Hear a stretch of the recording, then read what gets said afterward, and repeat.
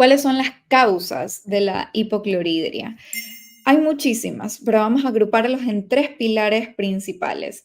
Primero van a ser los hábitos, por supuesto, como alimentación, alcohol, tabaco y también estrés. Y es por eso que si alguno de ustedes tiene, por ejemplo, reflujo o gastritis o algún problema digestivo, probablemente se han dado cuenta que cuando están con estrés, con preocupaciones, con nervios, etcétera, sus síntomas empeoran. Y esto es por una de las causas, es porque hay una conexión eje intestino-cerebro, pero otra de las causas, en caso de que tengan hipocloridria, es porque el ácido se disminuye. Entonces no toleramos ni digerimos tan bien los alimentos.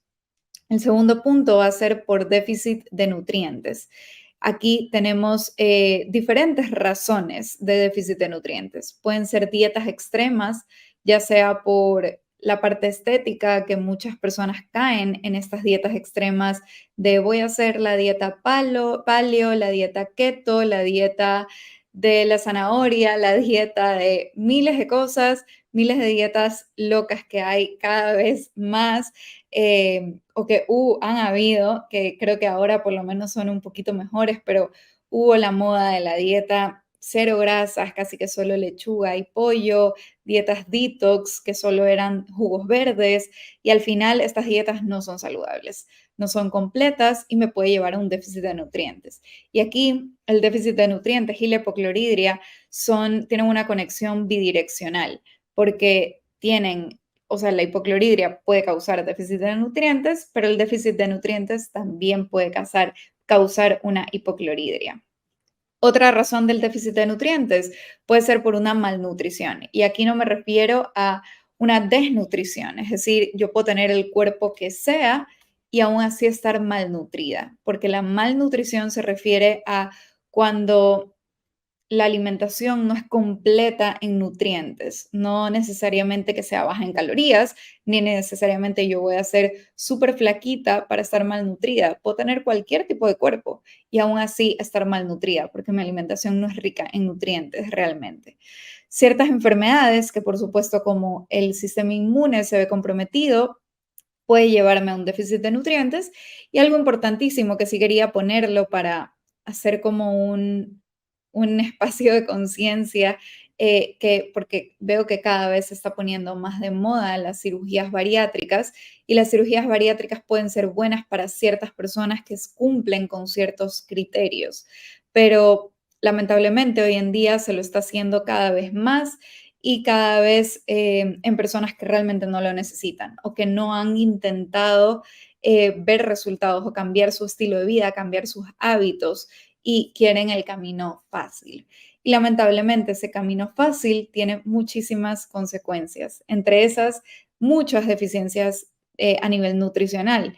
¿Por qué? Porque nuevamente el cuerpo es demasiado sabio y todo lo que tenemos en nuestro cuerpo está ahí por alguna razón y el estómago está por una razón específica. Si nosotros quitamos una parte del estómago o hacemos una parte del estómago inhabilitante, lo que puede pasar es que lo que pasa es que la absorción de nutrientes y vitaminas no es correcta. Es por eso que las personas que se han sometido a una cirugía bariátrica deben suplementarse de por vida con multivitamínicos, ciertos minerales y proteínas, batidos de proteínas, para poder compensar esos alimentos que no están consumiendo y esa absorción pobre que están teniendo en el estómago. Entonces, todas esas razones pueden causar una hipocloridria. Y incluso la cirugía bariátrica se relaciona muchísimo con síntomas digestivos y ciertas enfermedades digestivas.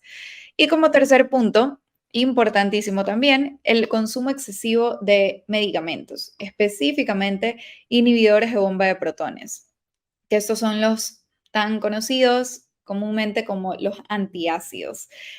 Todos estos antiácidos que el problema no es cuando se consumen en un tratamiento por un tiempo específico, en una dosis específica, con un objetivo específico y recomendado por un profesional. El problema es cuando las personas caemos en esta repetición o en esta zona de confort o en esta dependencia de que como me hace sentir mejor en el momento, lo consumo durante años, durante días o en situaciones en las que a lo mejor ya no lo necesito tanto. Y como los antiácidos son antiácidos, es decir, van a reducir el ácido del estómago, que en ciertos momentos puede ser bastante útil y recomendado, pero a largo plazo definitivamente no. Y esto suele pasar en algunas personas con ciertas enfermedades digestivas, como por ejemplo el Helicobacter pylori, o personas que tienen enfermedades digestivas que no han tratado correctamente, también suelen caer en esta repetición de antiácidos, o edad avanzada, que aquí, por supuesto, por eso veíamos en la prevalencia que en adultos mayores la prevalencia era mayor de la hipocloridria, porque claro, un adulto mayor consume medicamentos porque va a tener muchas enfermedades y eso me va a llevar a déficit de nutrientes. A lo mejor lleva dietas extremas, no por parte estética, sino por salud, que eso también suele pasar porque no puedo comer esto, y una persona mayor probablemente tenga varias enfermedades y varios alimentos que no puede comer. Estrés, nivel de estrés, hay muchísimo, tal vez no un estrés laboral como a lo mejor los más jóvenes estamos acostumbrados al estrés laboral, pero una persona mayor sí puede tener estrés de preocupaciones, de salud, de doctores, de exámenes o incluso problemas económicos porque toda esta vida de doctores, exámenes y medicamentos es bastante cara. Entonces, para simplemente tener una idea, ciertas personas que puedan ser propensas a tener una hipocloridria, aquí más o menos las podemos ver. Entonces, ahí viene mi pregunta. ¿Podría la hipocloridria ser la raíz de las enfermedades digestivas? Y aquí vamos a regresar un poco a las funciones y ver qué pasa, cuál es la consecuencia de que si yo no tengo esa función, qué está haciéndose correctamente. Entonces, recordemos la primera función que era descomponer, descomposición de alimentos. ¿Y qué pasa si yo no tengo suficiente ácido? Entonces, esa descomposición no se va a dar y me va a causar síntomas digestivos, aumento de fermentación, que quiere decir que yo en mi intestino tengo mi microbiota, es decir, el conjunto de microorganismos, y estos microorganismos se van a alimentar de lo que yo le dé. Si yo consumo un alimento y este alimento en el estómago no se digiere bien, va a llegar sin digerirse correctamente al intestino delgado y el intestino grueso. Y ahí las bacterias se van a alimentar de ese alimento no descompuesto totalmente y va a causar un exceso de fermentación. La fermentación es normal, pero cuando hay un exceso no es tan normal. Entonces ahí yo siempre les explico a mis pacientes que es como cuando yo en un vaso pongo una pastilla efervescente y me va a salir burbujas. Pero si yo en ese mismo vaso pongo 3 pastillas efervescentes, va a haber un exceso de burbujas. Cuando hay un exceso de fermentación, eso es lo que pasa en mi intestino, hay un exceso de gas y eso me ocasiona síntomas digestivos como gases, hinchazón abdominal, incluso alteraciones en la digestión. Podemos tener también un sobrecrecimiento de levaduras, bacterias, hay una mayor probabilidad de riesgo de cáncer de estómago y eso se traduce en diferentes enfermedades como puedo tener SIBO, que es un sobrecrecimiento bacteriano en el intestino delgado que está hoy en día es bastante común. Muchas personas están saliendo SIBO positivo. Puede ocasionar una inflamación en el colon, puede ocasionar un intestino permeable o síndrome de intestino irritable o colon irritable, que es lo que se conoce comúnmente. La segunda función era que cuando yo tengo un buen nivel de ácido, tengo un buen vaciamiento gástrico. Eso es gracias a los esfínteres, a las válvulas o esas puertas que están en la parte superior e inferior del estómago. Si yo tengo un buen nivel de ácido clorhídrico, estas válvulas se van a abrir y cerrar correctamente para que ese ácido se mantenga ahí haciendo su trabajo. Pero, ¿qué pasa si yo no tengo suficiente ácido? Ese esfínter, esa válvula, no se va a cerrar completamente, como podemos ver en la imagen de la derecha. Y ahí es cuando los pacientes sienten ese típico reflujo. Muchas veces el reflujo es a causa de una hipocloridria. Y el problema muchas veces es que ¿cuál es el tratamiento típico del reflujo? Antiácidos, que al inicio puede estar bien, pero después hay que recuperar el ácido para poder realmente que las válvulas, los esfínteres funcionen correctamente.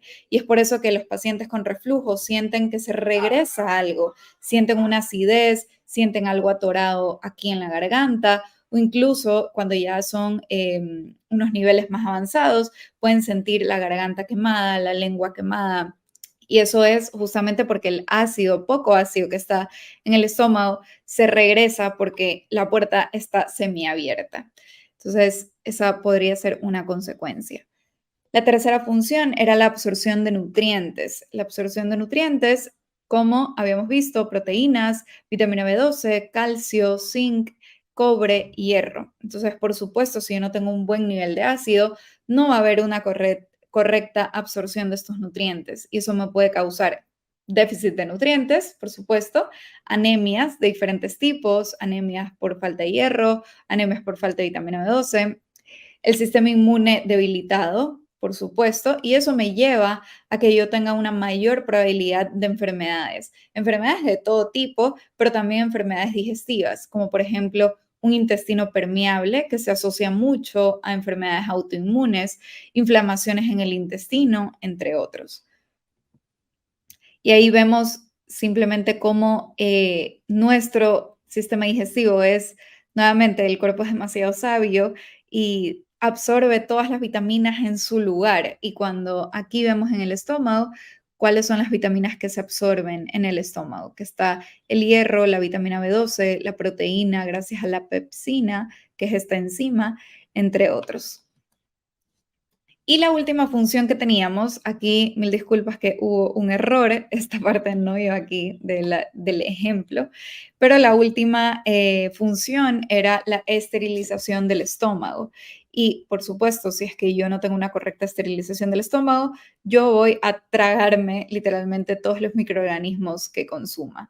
Y eso me puede llevar a SIBO, que es sobrecrecimiento bacteriano del intestino delgado, porque todo lo que yo estoy tragando y que no estoy matando en mi estómago va a llegar al intestino delgado. Entonces, una de las causas bastante común del SIBO es esto, personas que tienen SIBO a chequear su nivel de ácido en el estómago, problemas con gastritis, la mayor causa de gastritis es por Helicobacter pylori. El Helicobacter pylori es una bacteria bastante conocida, que es la que ocasiona la gastritis. Y la Helicobacter pylori no sobrevive si yo tengo un buen nivel de ácido. Entonces, si yo tengo un buen nivel, si yo tengo Helicobacter pylori, es porque sí o sí tengo una hipocloridria, porque si no, la Helicobacter pylori no sobreviviría a mi estómago. También enterovirus, Epstein-Barr, Clostridium y bueno, y demás virus, bacterias, etcétera, infecciones que puedo tener a nivel intestinal. Y aquí incluso quería poner este estudio porque me parece bastante interesante, que habla sobre la relación de la hipocloridria y el COVID. Obviamente, este estudio fue estudiado, o sea, estudiaron a un grupo de personas pequeño, no quiero generalizar, pero ahí vieron que primero que la hipocloridria, el pH se eleva hasta 3 y 5, que era lo que habíamos visto al inicio. Segundo, que está asociado a ciertas infecciones como el Helicobacter pylori y el uso de estos antiácidos o inhibidores de bomba de protones. Tercero, que es más común en personas mayores, todo esto se vio en este estudio. Y cuarto, que viene lo interesante, es que ellos vieron que en estas personas que estudiaron, el COVID no sobrevivía en personas que tenían un pH de 1.5 a 3, es decir, un pH normal, un nivel de ácido normal, pero que sí, el COVID sobrevivía en personas que tenían pH mayor a 3, porque llegaba a los enterocitos del intestino y ya podía actuar, digamos, manifestarse el COVID. Con esto no quiero decir que si tú has tenido COVID tienes hipocloridria, porque no es así. Simplemente en este estudio lo estudiaron y coincidió que la gran mayoría de personas que tenían un pH normal de ácido en el estómago no desarrollaban COVID, no se contagiaban. Entonces simplemente es como ok, si quiero evitar enfermedades, debería de cuidar mi nivel de ácido en el estómago. Y esta imagen me gusta bastante, es de Regenera, no es mía, pero es bastante interesante y creo que hace un resumen bastante grande de las causas y las consecuencias de la hipocloridria. Entonces, si yo tengo un buen nivel de ácido en el estómago, mi ácido va a matar bacterias y hongos, voy a tener una óptima absorción de proteínas y una absorción óptima también de vitaminas y minerales. Pero si yo consumo antiácidos, bloqueadores de ácido o tengo algunas de las otras causas que habíamos visto, mi acidez del estómago se va a ver disminuida. Y esto me va a ocasionar varias consecuencias, que son un poco las que ya vimos, pero aquí hay algunas otras, como pobre absorción de vitaminas y minerales que me puede causar huesos debilitados, empeoramiento del sistema inmune, disminución de la función neurológica, la pobre absorción de proteína me puede ocasionar debilidad muscular, insuficiencia enzimática, es decir, mala digestión de proteínas especialmente, pobre capacidad de curación también. Y por último, bacterias y hongos que se proliferan con mayor facilidad y me puede ocasionar múltiples enfermedades, como las que ya habíamos dicho, gastritis, cáncer de estómago, pero también otras como candidiasis, que es bastante común.